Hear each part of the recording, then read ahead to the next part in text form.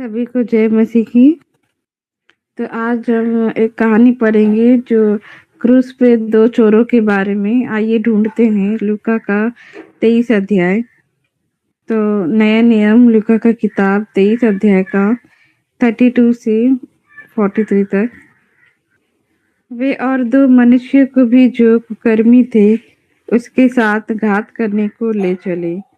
जब वे उस जगह जिसे खोपड़ी कहते हैं पहुंचे तो उन्होंने वहां उसे और उन कुकर्मियों को भी एक दाहिनी और दूसरी ओर बाईं और क्रूस पर चढ़ाया।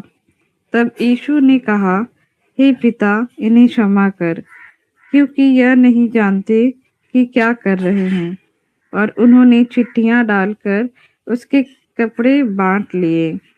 लोग खड़े खड़े देख रहे थे और सरदार भी ठट्ठा करके कहते थे कि इसने औरों को बचाया। यदि यह परमेश्वर का मसीहा है और उसका चुना हुआ है तो अपने आप को बचा ले। सिपाही भी पास आकर और सिरका देकर उसका ठट्ठा करके कहते थे, यदि तू यहूदियों का राजा है तो अपने आप को बचा। और उसके ऊपर एक पत्र भी लगा था कि यह यहूदियों का राजा है। जो कुकर्मी लटकाए गए थे उनमें से एक ने उसकी निंदा करके कहा, क्या तू मसीहा नहीं? तो फिर अपने आप को और हमें बचा। इस पर दूसरे ने उसे डांट कर कहा, क्या तू परमेश्वर से भी नहीं डरता? तू भी तो वही दंड पा रहा है और हम तो न्याय अनुसार दंड पा रहे हैं, क्योंकि हम अपने कामों का ठीक फल पा रहे हैं। पर इसने कोई अनुचित काम नहीं किया। तब उसने कहा, हे यीशु, जब तू अपने राज्य में आए तो मेरी सुधि ले। और उसने उससे कहा, मैं तुझसे सच कहता हूँ कि आज ही तू मेरे साथ स्वर्ग लोक में होगा। तो जब यीशु क्रूस पे मर रहे थे तब बहुत से लोगों ने यह कहा कि अगर तू परमेश्वर का पुत्र है तो अपने आप को बचा के नीचे उतर जा। तो तू अगर मसीहा है तो इतना कमजोर क्यों है और तू क्यों मर जा रहा है? क्योंकि हम इंसानों का जो सोच होता है वो बहुत चीजों में रहता है बोल के, इसीलिए अगर ये मसीहा होता तो क्यों ये मरता? इसको नहीं मरना चाहिए ना। तो इस तरह की सोच को रखने वाले बहुत से लोग जो है असली यीशु मसीहा को विश्वास नहीं कर पाते। तो जब हम लूका का किताब 23 अध्याय का उसका 35 वचन पढ़ते हैं, लोग खड़े खड़े देख रहे थे और सरदार भी ठट्ठा करके कहते थे कि इसने औरों को बचाया। यदि यह परमेश्वर का मसीहा है और उसका चुना हुआ है तो अपने आप को बचा ले। तो अगर सच में मसीहा होता तो नहीं मरता और परमेश्वर ने तुझे नहीं चुना है। तो इसीलिए यीशु मसीह हमें सबूत दिखा कि तू मसीहा है, कुछ चमत्कार कर। तो क्या परमेश्वर को अपने परमेश्वर होने का सबूत दिखाना पड़ेगा कुछ चमत्कार करके लोगों को दिखाने के लिए? तो क्योंकि मनुष्य का मन अहंकार होता है तो इसीलिए वो परमेश्वर पे तब विश्वास करना चाहेंगे अगर परमेश्वर उनके लिए कुछ करेगा। अगर परमेश्वर कुछ करता है अच्छा तो वो परमेश्वर है, अगर वो नहीं करता कुछ तब वो परमेश्वर नहीं है। तब तो परमेश्वर लोगों के लिए तो एक मूर्ति बन गया है, कोई खिलौना बन गया है। तो परमेश्वर आप मेरे जीवन में आशीष करो, मेरी परिवार की रक्षा करो, मुझे एक अच्छी नौकरी दो। तो मतलब परमेश्वर इस तरह मतलब परमेश्वर नहीं रहे, उनका सेवक बन गया है। तो परमेश्वर से भी बढ़कर लोगों की जो मन है वो ऊंचे पद पे है। तब लोग ही कहते हैं कि मैं तो परमेश्वर से प्रार्थना किया। तो ये कौन सा देश है? इज़राइल का देश है जो लोग बाइबल को जानते हैं, समझते हैं, और वही लोग क्या कह रहे हैं कि ये जो परमेश्वर का बेटा यीशु है या नहीं है बोल के न्याय कर रहे हैं। तो ना केवल यहाँ लोग लेकिन महायाजक भी, यहाँ तक क्रूस पे दो चोर भी जो है वो लोग भी न्याय कर रहे हैं यीशु का। तो 32 और 33 में, वे और दो मनुष्य को भी जो कुकर्मी थे उसके साथ घात करने को ले चले। जब वे उस जगह जिसे खोपड़ी कहते हैं, पहुँचे, तो उन्होंने वहाँ उसे और उन कुकर्मियों को भी एक दो दाहिनी और दूसरी ओर बाईं और क्रूस पर चढ़ाया। यीशु जब मर रहे थे तब वो अकेले नहीं थे, उनके साथ 2 चोरों को भी उनके साथ क्रूस पे लटकाया गया। तो यहाँ पे लगभग 3 क्रूस है। तो बाइबल कहता है कि यीशु बीच में है और 2 चोर एक दाईं ओर, एक बाईं ओर है। तो लेकिन ये 2 चोर जो है इन ये योग्य है मरने के लिए। तो क्यों मुझे आप लोग मार रहे हो? मैंने कुछ बुरा नहीं किया, मैं बहुत अच्छा हूँ, ऐसी बात वो कह नहीं सकते। ये 2 चोर जो है बहुत ही दुष्ट, गंदा काम, गुनाह किए हैं बोल के इनका मरना तो बनता है। तो ये 2 चोर जो है, एक चोर ऐसा है बहुत ही लो लेवल का इंसान है, इसीलिए वो यीशु को बोलता है कि तू अगर मसीहा है तो अपने आप को बचा के हमें भी बचा ले। तो इस 2 चोरों के बारे में और भी जानेंगे मत्ती का 27 अध्याय। मत्ती 27 अध्याय का 41 से लेके 44 तक। इसी रीति से महायाजक भी शास्त्रियों और पुरनियों समेत ठट्ठा करके कहते थे, इसने औरों को बचाया और अपने को नहीं बचा सकता। यह तो इज़राइल का राजा है। अब क्रूस पर से उतर आए तो हम उस पर विश्वास करें। उसने परमेश्वर का भरोसा रखा है। यदि वे इसको चाहता है तो अब इसे छुड़ा ले, क्योंकि इसने कहा था कि मैं परमेश्वर का पुत्र हूँ। इसी प्रकार डाकू भी जो उसके साथ क्रूसों पर चढ़ाए गए थे, उसकी निंदा करते थे। तो लोग यहाँ पे कह रहे हैं अगर आप मसीहा है, परमेश्वर के पुत्र है तो नीचे उतर आइए, अपने आप को बचा लो, ताकि हम आपको आप पे विश्वास करके आपको हम चुनेंगे। तो यीशु एक मतलब उन लोग के लिए एक अलग ही बन गया है कि आप अपने आप को मसीहा करके हमें दिखाओ, तब जाके हम आपको पहचानेंगे। तो ये तो मतलब कि निंदा करना हुआ ना, जो जिसने इस सृष्टि को बनाया है, यीशु मसीह का निंदा कर रहे हैं।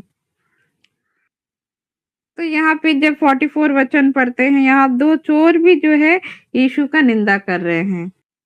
तो यहाँ पे चोर भी, एक चोर नहीं, 2 चोर मिलकर भी वो यीशु का निंदा कर रहे हैं। तो हाँ, हम सब लोग भी यीशु का निंदा करते हैं और हम सिर्फ केवल अपने ही कल्पना, अपने ही सोच पे विश्वास रखना चाहते हैं। पुराने नियम में यशायाह का 53 अध्याय 1 से लेके 6 वचन तक। यशायाह 53 1 से लेके 6। जो समाचार हमें दिया गया उसका किसने विश्वास किया, और यहोवा का भुजबल किस पर प्रकट हुआ? क्योंकि वह उसके सामने अंकुर की नाई और ऐसी जड़ के समान उगा जो निर्जल भूमि में फूट निकले। उसकी ना तो कुछ सुंदरता थी कि हम उसको देखते, और ना उसका रूप ही हमें ऐसा दिखाई पड़ा कि हम उसको चाहते।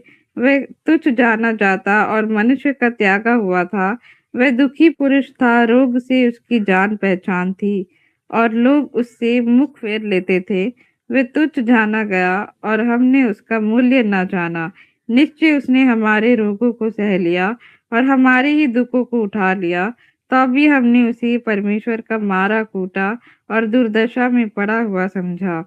परंतु वह हमारे ही अपराधों के कारण घायल किया गया, वह हमारे अधर्म के कामों के हेतु कुचला गया। हमारी ही शांति के लिए उस पर ताड़ना पड़ी कि उसके कोड़े खाने से हम चंगे हो जाए। हम तो सबके सब भेड़ों की नाई भटक गए थे, हम में से हर एक ने अपना अपना मार्ग लिया, और यहोवा ने हम सबों के अधर्म का बोझ उसी पर लाद दिया। तो लोग अपने नजर पे विश्वास करना चाहते हैं कि यीशु मेरे नजरों में दिखने में अच्छे हैं या फिर उतना अच्छे नहीं है, नालायक हैं।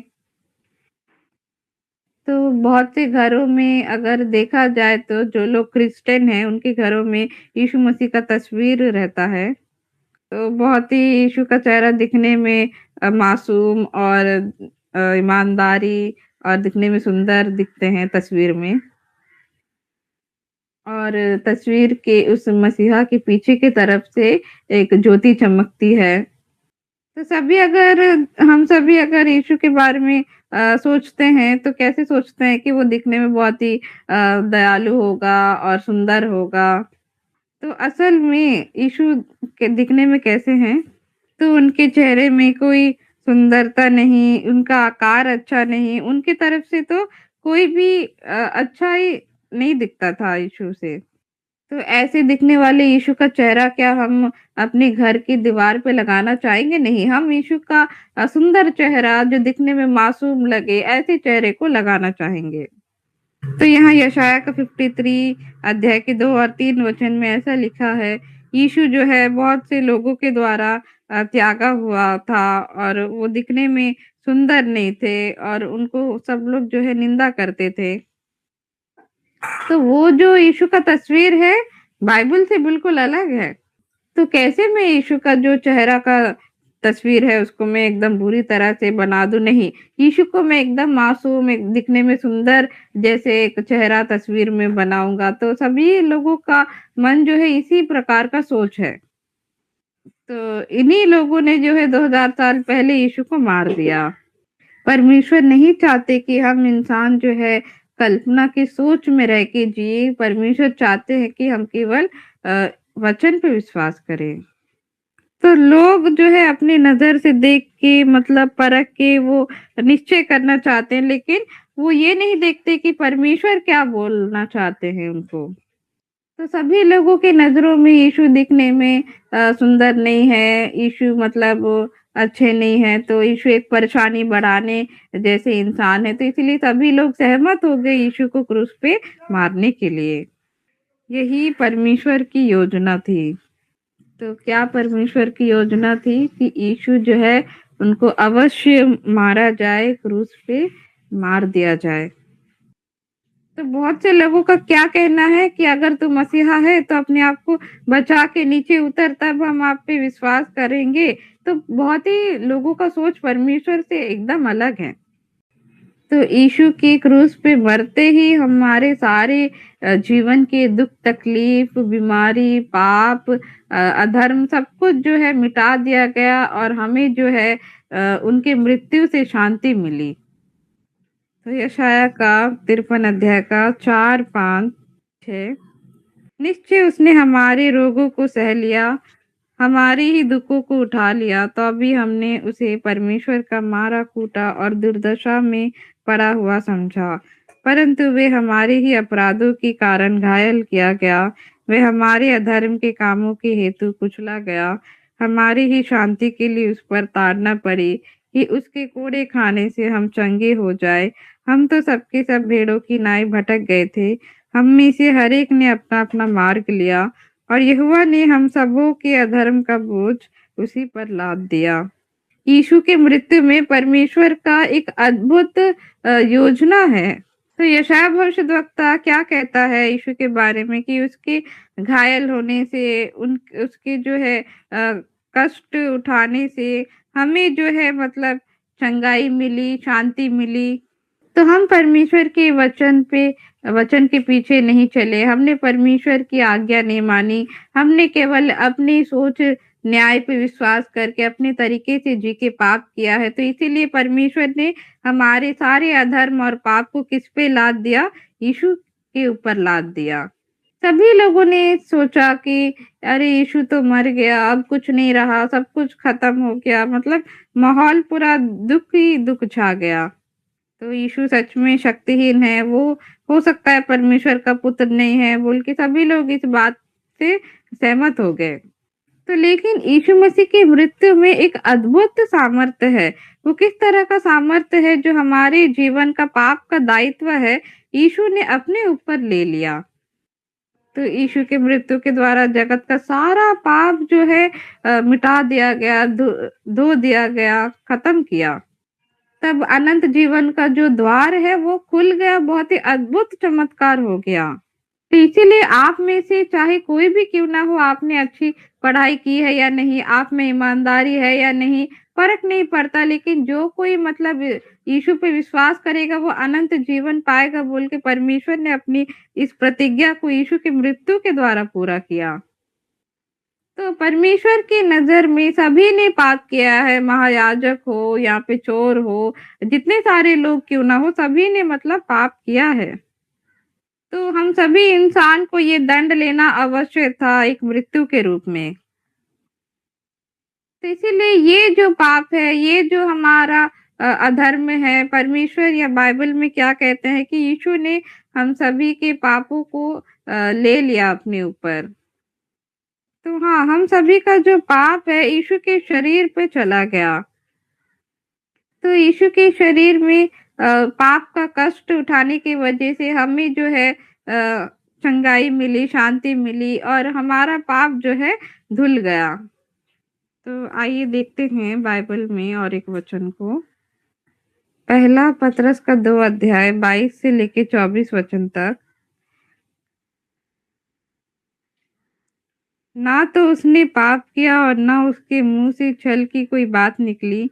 वह गाली सुनकर गाली नहीं देता था और दुख उठाकर किसी को भी धमकी नहीं देता था, पर अपने आप को सच्चे न्यायी के हाथ में सौंपता था। वह आप ही हमारे पापों को अपने देह पर लिए हुए क्रूस पर चढ़ गया, जिससे हम पापों के लिए मर के धार्मिकता के लिए जीवन बिताए। उसी के मार खाने से तुम चंगे हुए। तो हम मनुष्य जो है परमेश्वर के सामने कभी धर्मी नहीं हो सकते। तो हम कुछ भी क्यों ना कर ले, कितनी भी तैयारी क्यों ना कर ले, मनुष्य की हुई तैयारी सिद्ध नहीं होती। इसीलिए हम मनुष्य कभी परमेश्वर के सामने धर्मी नहीं हो सकते। तो लेकिन परमेश्वर के पास वो इच्छा है कि सभी को धर्मी बनाए, इसीलिए उन्होंने यीशु को इस जगत में भेजा हमारे लिए।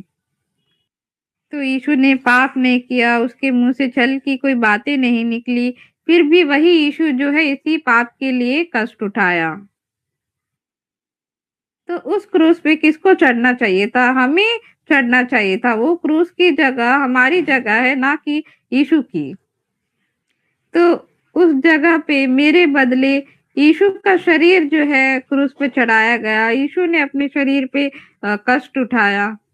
यहाँ बाइबल क्या कहता है कि यीशु ने हमारे पाप का जो दायित्व है अपने ऊपर ले लिया। तो पहला पतरस 2 का 24 क्या कहता है कि यीशु ने हमारे पापों को अपने देह पे लेकर क्रूस पे चढ़ गया, हमारे पाप का दायित्व लेकर पूरा खत्म किया।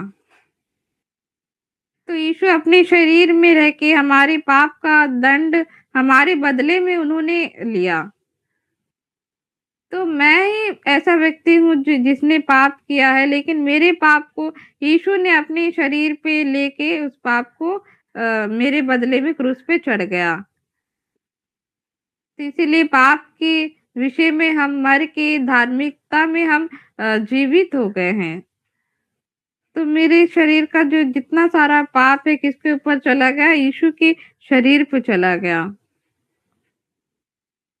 तो इसलिए अब तो मेरा कोई दंड लेना या फिर कष्ट उठाने की कोई बात ही नहीं रही, क्योंकि यीशु ने मेरे बदले में वो दंड और कष्ट अपने ऊपर उठा लिया है। तो इसलिए बाइबल उसके लिए क्या कहती है कि हम जीवित हो गए, हम धर्मी बन गए, हमारा पाप जो है धुल के साफ हो गया है। तो हम पढ़ते हैं नए नियम में गलातियों। तो हम पढ़ेंगे गलातियों का 3 अध्याय उसका 11 से 13 वचन तक। पर यह बात प्रकट है कि व्यवस्था के द्वारा परमेश्वर के यहाँ कोई धर्मी नहीं ठहर सकता, क्योंकि धर्मी जन विश्वास से जीवित रहेगा। पर व्यवस्था का विश्वास से कुछ संबंध नहीं, पर जो उनको मानेगा वह उनके कारण जीवित रहेगा। मसीहा ने जो हमारे लिए श्रापित बना, हमें मोल लेकर व्यवस्था के श्राप से छुड़ाया, क्योंकि लिखा है, जो कोई खाट पर लटकाया जाता है वे श्रापित है। तो हम अपने काम से, अपने परिश्रम से हम कभी धर्मी नहीं हो सकते।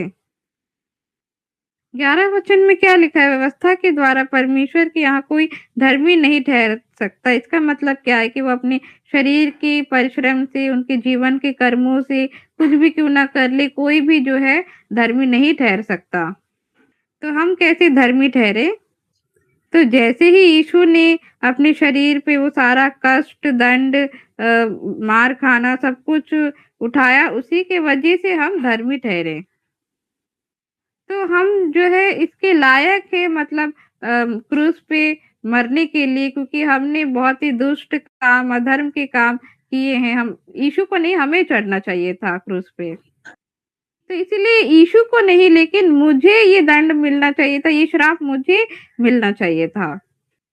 तो लेकिन यह यीशु ने बदल दिया। तो यीशु ने हमें जीवित रख के जो है उन्होंने हमारे पाप का दंड ले लिया और हमारे ही पापों के लिए क्रूस पे वो मर गया। तो फिर कैसे हम जो है पाप से धुल गए, पाप से आजाद हुए और धर्मी ठहरे? केवल विश्वास से। तो इसका मतलब क्या हुआ कि केवल यीशु की मृत्यु के द्वारा। गलातियों का नियम, नया नियम 2 अध्याय का 16 वचन। तब यह जानकर कि मनुष्य व्यवस्था के कर्मों से नहीं, पर केवल यीशु मसीहा पर विश्वास करने के द्वारा धर्मी ठहरता है। हमने आप भी मसीहा यीशु पर विश्वास किया कि हम व्यवस्था के कर्मों से नहीं, पर मसीहा पर विश्वास करने से धर्मी ठहरे, इसलिए कि व्यवस्था के कर्मों से कोई प्राणी धर्मी ना ठहरेगा। ये प्रभु का वचन बहुत ही अद्भुत है। तो यहाँ वचन हमें सटीक बताता है, मनुष्य धर्मी जो है अपने कर्मों से नहीं बना, केवल यीशु मसीहा पे विश्वास करने से बना है। यीशु पे विश्वास करने से हम धर्मी कैसे ठहरे? क्योंकि उन्होंने हमारे पाप का दायित्व अपने ऊपर लेके क्रूस पे मर गया। उस बात पे जब हम विश्वास करते हैं, इसलिए हम धर्मी ठहरते हैं।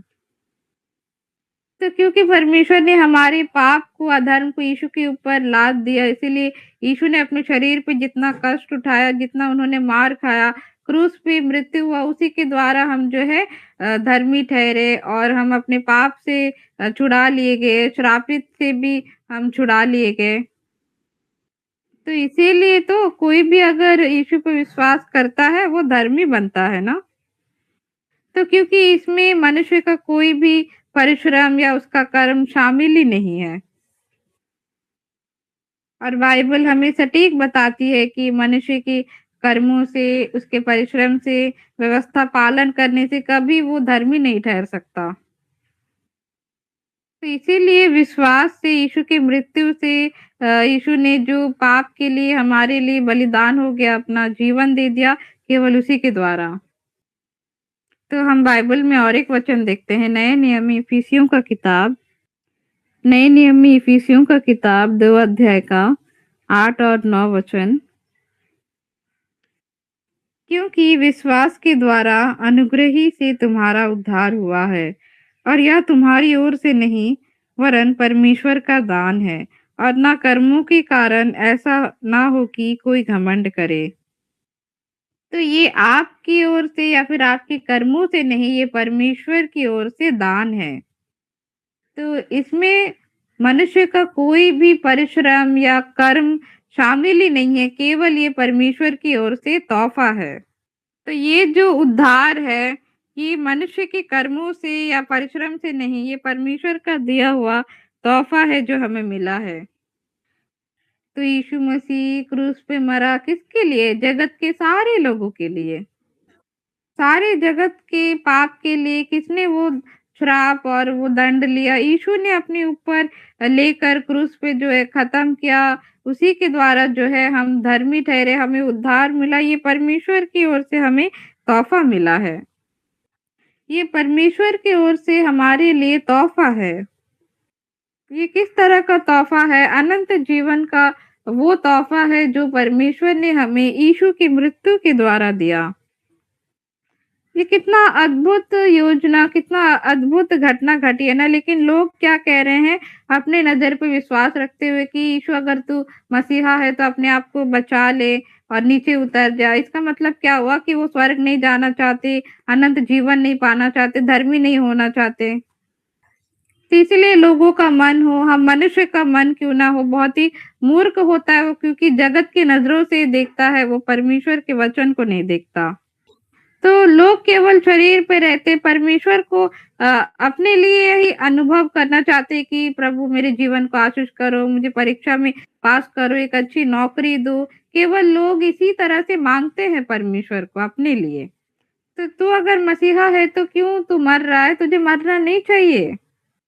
तो ये तो बहुत ही मूर्खता का सवाल हो गया ना, क्योंकि यीशु की मृत्यु से हम जो है धर्मी ठहरे, हमें अनंत जीवन मिला। ये बहुत ही अद्भुत योजना रही परमेश्वर की ओर से। तो यही परमेश्वर का अद्भुत तोहफा का जो उद्धार है, अनंत जीवन है, उस क्रूस पे एक लो लेवल का जो चोर है उसके ऊपर परमेश्वर ने ये तोहफा दिया। तो हम वापस देखते हैं लूका का किताब 23 अध्याय, लूका का 23 अध्याय इसका 39 वचन। जो कुकर्मी लटकाए गए थे उनमें से एक ने उसकी निंदा करके कहा, क्या तू मसीहा नहीं? तो फिर अपने आप को और हमें बचा। तो एक चोर लगातार अपनी सोच पे जोर देते हुए बोल रहा है कि मसीहा तू अगर परमेश्वर का पुत्र है तो अपने आप को बचा ले, हमें भी बचा ले, और मुझे एक अच्छा जीवन जीने दो, और भी लंबा जीवन मुझे जीने दो। तब जाके मैं आप पे विश्वास करूंगा कि आप मसीहा है। इस चोर के लिए परमेश्वर ने क्या तोहफा रखा है? एक अनंत जीवन का तोहफा कि तेरा पाप जो है धुल गया है, अब तू स्वर्ग आ सकता है, द्वार खुल गया है तेरे लिए। लेकिन ये चोर इसका मन कैसा है कि नहीं, मैं नहीं जाना चाहता स्वर्ग, मुझे बचा लो, आप खुद को बचा के मुझे भी बचा लो। तो ये चोर ने तो बहुत ही गंदा काम किया है, गुनाह किया है, ये कैसे स्वर्ग जा सकते हैं? हाँ, ये भी जा सकते, परमेश्वर ने उद्धार का तोहफा इनके लिए भी रखा है। लेकिन इन दोनों चोर में से एक चोर ने इस तोहफे का इनकार कर दिया, वचन को इनकार कर दिया। तो लेकिन दूसरा चोर, तो इस दूसरे चोर ने भी शुरुआत में यीशु को कह के निंदा किया। तो लेकिन बहुत ही आखिरी पल में उस दूसरे चोर ने अपने मन में मन फिराया। तो 40 और 41 में लिखा है, इस पर दूसरे ने उसे डांट कर कहा, क्या तू परमेश्वर से भी नहीं डरता? तू भी तो वही दंड पा रहा है और हम तो न्याय अनुसार दंड पा रहे हैं, क्योंकि हम अपने कामों का ठीक फल पा रहे हैं, पर इसने कोई अनुचित काम नहीं किया। तो ये जो है अपने दोस्त चोर के प्रति लड़ रहा है। तो तुझे तो मरना अवश्य है, क्योंकि तूने काम ही ऐसा किया। लेकिन तू तू जो इस यीशु को इतना सुना रहा है, ये अच्छी बात नहीं है, तू लायक है मरने के लिए। तो लेकिन ये जो यीशु है, ये मरने के लायक नहीं है, इन्होंने कोई अनुचित काम नहीं किया है। तो तुझे और मुझे अवश्य ऐसा मरना तो लायक है। इस जगत के प्रति हमारा कोई आशा नहीं है, तो ये हमारा भुगतान है। तो यीशु तो हम दोनों से बहुत ही अलग है, उन्होंने कोई अनुचित काम नहीं किया, तो फिर उनको ये क्यों भुगतान लेना पड़ रहा है? तो ये जो दो चोर है अपने किए हुए पे उनको जो है क्रूस पे लटकाया गया है, लेकिन यीशु जो है वो सारे जगत के पाप को अपने ऊपर लेके क्रूस पे मृत्यु हो रहे हैं। तो यही जो व्यक्ति है मसीहा है। तो ये मेरे लिए मर रहा है, यही तो मसीहा है। सभी लोग चिल्ला रहे हैं कि तू मसीहा नहीं है, तो अपने आप को मतलब नीचे उतार। अगर वो नीचे उतर जाते तब शायद हम विश्वास करते कि वो मसीहा है। इसीलिए ये लोग जो है विश्वास नहीं करते कि ये मसीहा है। तो इस जगत में जो है यीशु का शरीर, उनका रूप जो है बहुत ही मतलब तुच्छ जाना गया, वो लायक नहीं रहे किसी के लिए। तो दूसरे चोर ने अपना मन फिराया, अपनी सोच को फेंका, उसने अपनाया कि नहीं ये तो मसीहा है। 42 में लिखा है, तब उसने कहा, हे यीशु, जब तू अपने राज्य में आए तो मेरी सुधि लेना। तो ये परमेश्वर और यीशु की नजर में ऐसा मन रखना बहुत ही मतलब मूल्यवान है कि प्रभु आप राजा है, आप ही मतलब सब कुछ है। तो यीशु मसीहा राजा है और वो सभी लोगों के प्रति अपना दया मन रखते हैं। ये चोर दूसरा कहता है कि तू अपने राज्य में आए तो मेरी सुधि लेना। तो हाँ, मैं तो लायक नहीं हूँ, मैंने बहुत ही गुनाह किया है, मैं मरने के लिए लायक हूँ, तो लेकिन यीशु अगर आप अपने राज्य में जाओ, तो मुझे स्मरण रखना। तो चिंता मत कर, मैं तेरे लिए ही मर रहा हूँ, तो मैं तेरे पापों के लिए मर रहा हूँ, तो मैं जैसे स्वर्ग जाऊँगा, तू भी मेरे साथ इसी रात मेरे साथ होगा। तो यीशु का मृत्यु का मतलब ही है कि सारे इस चोर के पाप को धो देना। तो उसके अपने कर्मों से, अपने परिश्रम से नहीं, केवल यीशु के मृत्यु के द्वारा ही वो चोर जो है धर्मी बनाया गया। तू चंगा है, तू शांति में है, तू धर्मी है, यीशु अभी इस चोर को इस तरह से कह रहा है। तो क्यों? क्योंकि ये परमेश्वर की ओर से तोहफा है। तो आशीष की बात क्या है कि इस दूसरे चोर ने जो है मन फिरा के विश्वास किया और परमेश्वर की दी तोहफे को अपनाया। तो पहला चोर जो है, तू अगर मसीहा है तो नीचे उतर। वो नहीं विश्वास करना चाहता कि यीशु जो है मसीहा है। तो अगर मसीहा होता तो क्या ये सब होता? तू मसीहा नहीं है, हालांकि वो मरने पर है, मरने के लायक है, लेकिन तब भी वो विश्वास नहीं किया। तो यीशु आप मसीहा है, आप मेरे पापों के लिए मर रहे हैं, वो यीशु आपका बहुत ही धन्यवाद। ये होता है ना सही मन यीशु के नजर में। तो अगर यीशु है तो नीचे उतर, मतलब क्या हुआ कि अगर यीशु को नहीं मरना चाहिए, अगर यीशु ही नहीं मरेगा तो फिर हमारा पाप जो है कभी नहीं धुल पाएगा। तो वो अपने ही शरीर के उद्देश्य के लिए नरक जाने की तैयारी में, अगर यीशु क्रूस से उतर जाते तो तो फिर कैसे हमारा पाप धुलता या फिर हम कैसे धर्मी ठहर पाते? नहीं। बहुत से लोगों ने यीशु का निंदा किया, उनकी मृत्यु का निंदा किया, लेकिन ये जो दूसरा चोर है, इसके नजर में यीशु का मृत्यु बहुत ही बहुमूल्य बन गया। क्या यीशु ने उसको कहा 43 में? उसने उससे कहा, मैं तुझसे सच कहता हूँ कि आज ही तू मेरे साथ स्वर्गलोक में होगा। मैं तुझसे सच कहता हूँ कि तू मेरे साथ स्वर्गलोक में होगा। कैसे? क्योंकि ये परमेश्वर की ओर से तोहफा है। केवल इसी चोर का मन तैयार है परमेश्वर के इस तोहफे को, यीशु की मृत्यु को अपने मन में लेने के लिए। इस जगत में रहते इस चोर ने केवल चोरी की होगी, किसी का हत्या किया, लेकिन इन सब के बजाय जो है उसने अपने मन में परमेश्वर के दिए तोहफे को अपनाया। परमेश्वर का जो तोहफा है वो कभी मनुष्य के कर्मों से जुड़ा हुआ नहीं है, परमेश्वर का दिया तोहफा केवल यीशु मसीहा की मृत्यु से जुड़ा हुआ है।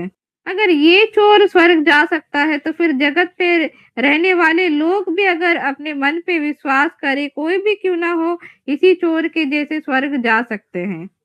क्योंकि यशायाह भविष्यद्वक्ता ने पहले ही कह दिया था कि वो यीशु जो है हमारे सारे पाप अधर्म को अपने ऊपर ले लेगा और क्रूस पे मर जाएगा, हमारे पापों को खत्म करेगा।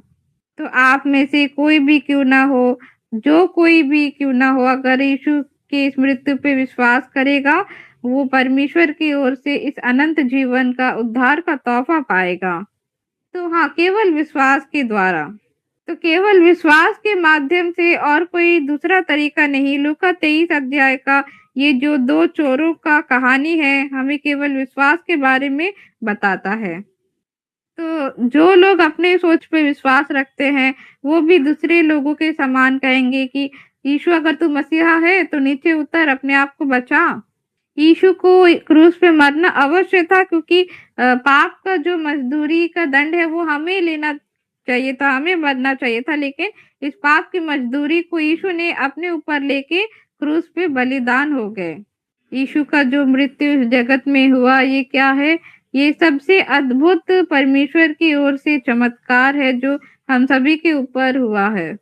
अगर यीशु क्रूस पे नहीं मरते तो ये चोर चाहे कुछ भी क्यों ना कर लेता, ये स्वर्ग नहीं जा पाता। तो इसलिए आइए हम यीशु के अच्छे रूप को, बाहरी रूप को विश्वास ना करें, केवल हम यीशु की मृत्यु पे विश्वास करें। मैं तेरे पाप के लिए मरा, तेरे पाप को मैंने धो दिया, आज तू मेरे साथ स्वर्ग में होगा। ये यीशु का जो प्रतिज्ञा है आपके लिए, हम सभी के लिए है। तो इसीलिए हम यीशु का बहुत ही धन्यवाद देते हैं कि मेरे बदले में जो है यीशु ने क्रूस पे चढ़ के मेरे पापों को जो है मिटा दिया। तो इसीलिए हम सारे धन्यवाद और महिमा जो है अपने पूर्ण मन से परमेश्वर को देते हैं। सभी को धन्यवाद।